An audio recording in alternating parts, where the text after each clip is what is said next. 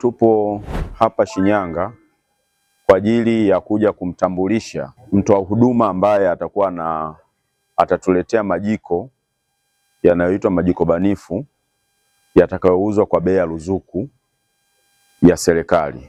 Mradi huu una dhamira ya kufikia 80% ya Watanzania wote wao wanatumia nishati safi ifikapo mwaka 2034, na majiko haya yatauzwa kwa ruzuku ya 80%, na mwananchi wa mwisho atalinunua hili jiko kwa 20% tu.